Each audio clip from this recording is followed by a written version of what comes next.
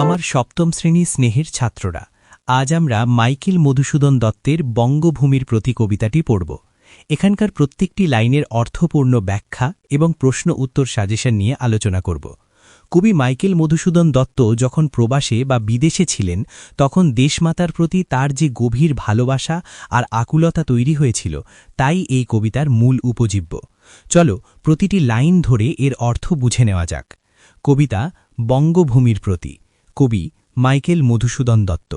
উৎস মাইকেল মধুসূদন দত্তের রচিত বঙ্গভূমির প্রতি কবিতাটি মধুসূদন রচনাবলীর নানা কবিতা বিভাগ থেকে নেওয়া হয়েছে। রেখো মা দাসিরি মনে, এ মিনতি করি পদে। ব্যাখ্যা: কবি নিজেকে মাতৃভূমির দাস বা সেবক মনে করে তার চরণে বা পায়ে পড়ে বিনয় ভরে প্রার্থনা করছেন যেন দেশমাতা এই সন্তানকে মনে রাখেন। এখানে মিনতি মানে প্রার্থনা, আর পদে মানে হল চরণে। সাধিতে মনের স্বাদ, ঘটে যদি পরমাদ।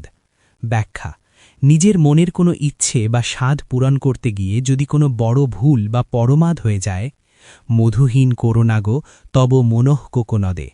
ব্যাখ্যা: কবি নিজের নামের সাথে মিলিয়ে বলছেন, তোমার মনঃ কোকনদে অর্থাৎ হৃদয়রূপ লাল পদ্ম থেকে মধুসূদন রূপ এই মধুকে যেন তুমি তাড়িয়ে দিও না। প্রবাসে দৈবের বসে জীব তারা যদি খসে। ব্যাখ্যা: বিদেশে থাকাকালীন দৈবের বসে বা ভাগ্যের ফেরে যদি কবির এই জীব তারা অর্থাৎ জীবনরূপ নক্ষত্রটি খসে পড়ে, মানে যদি তার মৃত্যু হয়, এই দেহ আকাশ হতে নাহি খেদ আহে।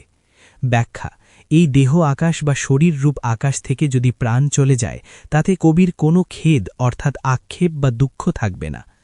জন্মিলে মরিতে হবে, অমর কে কোথা কবে।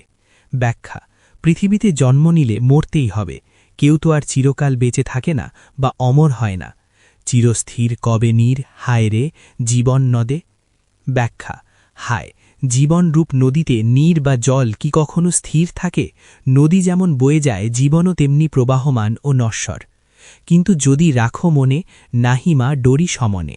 ব্যাখ্যা: কিন্তু মা, তুমি যদি আমাকে মনে রাখো, তবে আমি সমন অর্থাৎ মৃত্যুকেও ভয় পাই না। এখানে ডরি মানে ভয় পাওয়া। মক্ষিকাও গলে নাগো, পড়িলে অমৃতর হ্রদে। ব্যাখ্যা: মক্ষিকা মানে মাছি। অমৃতের হ্রদে পড়লে সামান্য মাছিও মরে যায় না বা পচে যায় না, সে অমর হয়ে যায়। কবি বলতে চাইছেন, তোমার স্মৃতিতে থাকলে আমিও অমর হব। সেই ধন্য নরকুলে, লোকে যারে নাহি ভুলে। ব্যাখ্যা: এই নরকুলে বা মানব জাতির মধ্যে সেই ব্যক্তিই ধন্য যাকে মানুষ তার কীর্তির জন্য কখনো ভুলে যায় না। মনের মন্দিরে সদা সেবে সর্বজন। ব্যাখ্যা: যাকে সবাই নিজের হৃদয়ের মন্দিরে শ্রদ্ধার সাথে সদা অর্থাৎ সবসময় স্মরণ বা সেবা করে। কিন্তু কোন গুণ আছে যাচিব যে তব কাছে।